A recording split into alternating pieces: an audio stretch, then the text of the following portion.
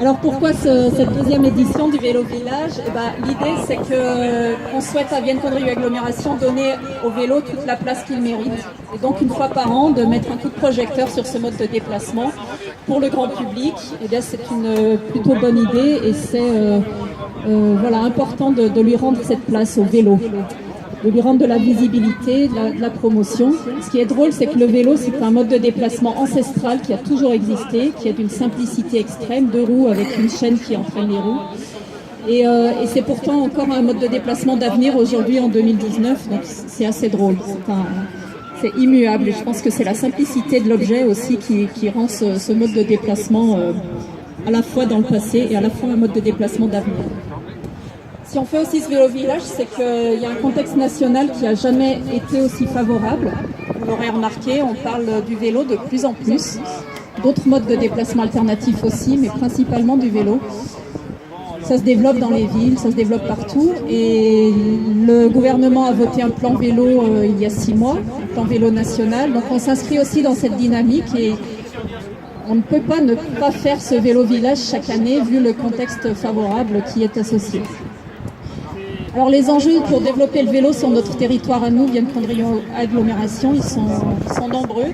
Premier enjeu, c'est, vous le vivez tous les jours, c'est l'encombrement dû à l'automobile, donc soit dans l'agglomération viennoise, soit sur la RD 186 de l'autre côté du Rhône. Aux heures de pointe, on a des vrais problèmes d'encombrement, c'est un problème à résoudre. Problème de santé publique aussi, voilà, l'air, la qualité de l'air, on en parle aussi de plus en plus. C'est un vrai problème de santé publique. Plus il y aura de vélos, moins il y aura de voitures et mieux on respirera. Et puis aussi un enjeu de santé mentale, j'allais dire, parce que l'être humain est ainsi fait qu'il doit faire de l'exercice physique. Il se trouve qu'on en fait de moins en moins, c'est un constat. Et qu'il est quand même beaucoup plus équilibrant pour un être humain de faire un quart d'heure de vélo le matin plutôt que 10 minutes de bouchon à crier sur son voisin parce qu'il vient de vous doubler par la droite. Donc c'est aussi un équilibre mental à préserver. Le développement du vélo, c'est important aussi pour ça. Ça fait du bien à tout le monde. Alors à Vienne-Condrieu Agglomération, comment on fonctionne? On a un groupe de travail vélo qui est assez unique de par la diversité de sa composition.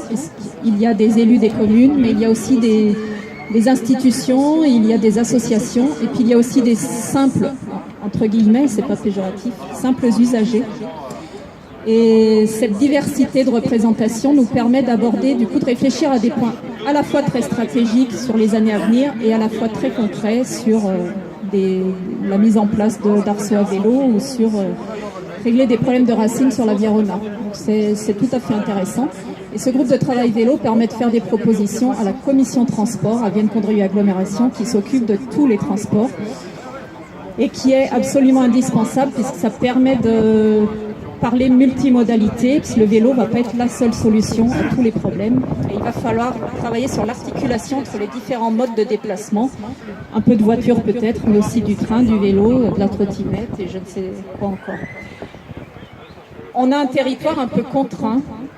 En fait, il est peut-être plus facile de développer des pistes cyclables à Copenhague qu'à Vienne, c'est possible. Parce que nous, on a un territoire quand même très contraint, avec le Rhône, avec des nationales, des routes très passantes des deux côtés, avec du train, avec des montagnes. Dès qu'on monte, là, si vous montez la côte blonde derrière en Puy, c'est compliqué. Donc c'est vrai qu'il y a des évolutions technologiques aussi qui nous permettent d'aplanir artificiellement notre territoire.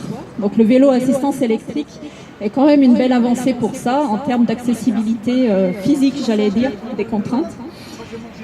Puisque monter la côte blonde, il y avait peut-être avant 1% des gens qui pouvaient le faire, et aujourd'hui avec le vélo électrique, il y en a peut-être 50%. Donc les évolutions technologiques sont aussi à accompagner, ça aide le développement.